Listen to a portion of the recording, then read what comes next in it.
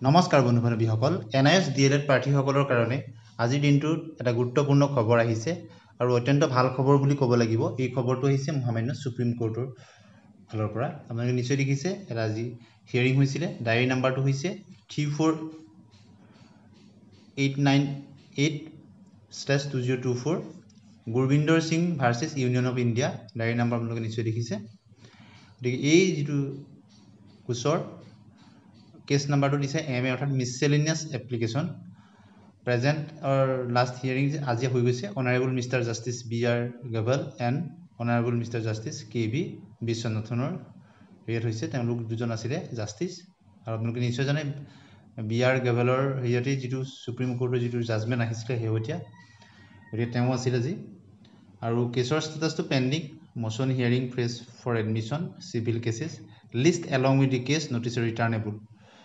আৰু আপোনালোকে নিশ্চয় দেখিছে অৰ্ডাৰ নাম্বাৰ ডেটেড 27/9/2024। এতিয়ালৈকে যিটো অৰ্ডাৰটো তেওঁলোকে ওলোৱা নাই, পাব্লিছ হোৱা নাই। গতিকে যিখিনি ইনফৰ্মেশ্যন আমি পাইছোঁ আপোনালোকক জনাব বিচাৰিছোঁ।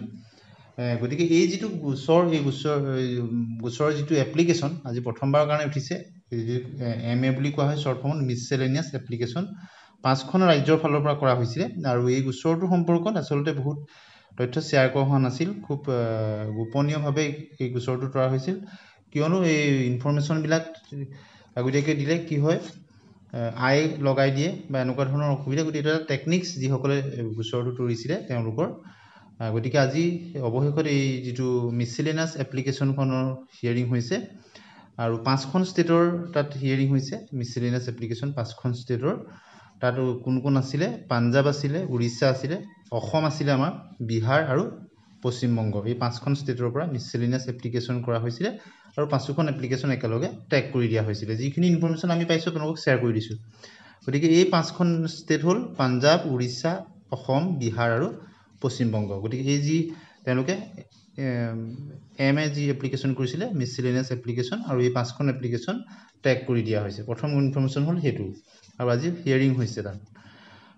আৰু প্ৰথম যিটো ভাল খবৰ যে নটিচ ইছ্যুড অন MS, অৰ্থাৎ 5খন ৰাজ্যলৈ নটিচ ইছ্যু কৰিছে। যিকেইখন ষ্টেটৰ পৰা হৈছে, যেনে পাঞ্জাৱ, উৰিষ্যা, অসম, বিহাৰ আৰু পশ্চিমবংগৰ, এই MA সম্পৰ্কত মিছচেলেনিয়াছ এপ্লিকেশ্যনৰ সম্পৰ্কত নটিচ ইছ্যু কৰা হৈছে। সেইটো হ'ল প্ৰথম কথাটো।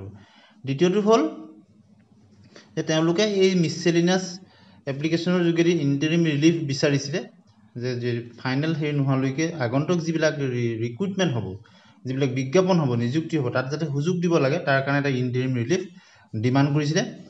আৰু তাৰ সেই সম্পৰ্কতো নটিচ ইছ্যু কৰা হৈছে। কিন্তু এতিয়ালৈকে ইণ্টাৰিম ৰিলিফ পাইছেনে নাই পোৱা সেই কথাটো স্পষ্ট হোৱা নাই। কিন্তু নটিচ ইছ্যু হৈছে অন ইণ্টাৰিম ৰিলিফ, অৰ্থাৎ আগন্তুক এই কেইখন ৰাজ্যত যি ভেকেঞ্চি হ'ব তাত সুযোগ দিবৰ কাৰণে ইণ্টাৰিম ৰিলিফ বিচৰা হৈছে এই MA মিছচেলেনিয়াছ এপ্লিকেশ্যনৰ যোগেদি, আৰু সেই সম্পৰ্কতো নটিচ ইছ্যু কৰা হৈছে।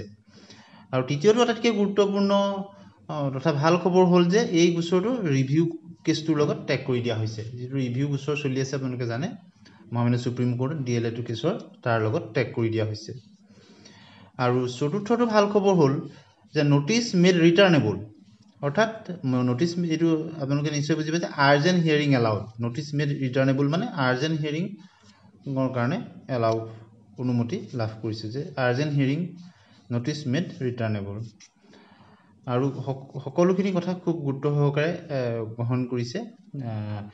আৰু এই সম্পৰ্কত অৰ্ডাৰ কপি ওলালে আপোনালোকৰ আগত পৰৱৰ্তী সময়ত সেইখিনি কথা স্পষ্টকৈ কৰিম। যিখিনি আপডেট আমি পাইছোঁ সেইখিনি সম্পৰ্কত আপোনালোকক জনাইছোঁ। আৰু এটা খুব ভাল খবৰ বুলি ক'ব লাগিব। আৰু অনাৰেবল জাষ্টিছ আপোনালোকে নিশ্চয় দেখিছে মিষ্টাৰ BR গভল আৰু অন্যজন আছিলে, দুইজনে খুব তেওঁলোকে গুৰুত্ব সহকাৰে সকলোখিনি কথা চাইছে আৰু এই সম্পৰ্কত এইখিনি নটিচ ইছ্যু কৰিছে। সেইকেইটা গুৰুত্বপূৰ্ণ কথা। গতিকে যদি ইণ্টাৰিম ৰিলিফ লাভ কৰে তেতিয়া নিশ্চয় পৰৱৰ্তী যিবিলাক ভেকেঞ্চি ওলাব এইকেইখন ষ্টেটত, তেওঁলোকৰ ইণ্টাৰিম ৰিলিফ থাকিলে তেওঁলোকৰ সুযোগ লাভ কৰাটো প্ৰায় নিশ্চিত হৈ পৰিব। গতিকে আজি আমি মহামান্য সুপ্ৰিম কোৰ্টৰ যি মিছচেলেনিয়াছ এপ্লিকেশ্যন হৈছিলে NIS DLEDৰ, সেই সম্পৰ্কত যিখিনি আমি আপডেট পালোঁ আপোনালোকৰ আগত শ্বেয়াৰ কৰিলোঁ। পৰৱৰ্তী সময়ত ইয়াৰ যদি অৰ্ডাৰ কপি আহি যায় তেতিয়া আমি আৰু কিছু তথ্য আপোনালোকক শ্বেয়াৰ কৰিবলৈ কৰিম। গতিকে আজি যদি চাওঁ সামগ্ৰিকভাৱে এটা খুব ভাল খবৰ বুলি ক'ব লাগিব NIS DLED প্ৰাৰ্থীসকলৰ কাৰণে গতিকে আপোনালোকে নিশ্চয় বুজি পাইছে যিখিনি তথ্য আমি সংগ্ৰহ কৰিছিলোঁ সেইখিনি আপোনালোকক আগত শ্বেয়াৰ কৰিলোঁ আপোনালোকে আপোনালোকৰ মন্তব্য কমেণ্ট ছেকশ্যনত জনাব প্ৰথমবাৰৰ কাৰণে চেনেলটো ছাবস্ক্ৰাইব কৰি দিব ভাল পালে লাইক আৰু শ্বেয়াৰ কৰি দিব আজিলৈ আহোঁ ধন্যবাদ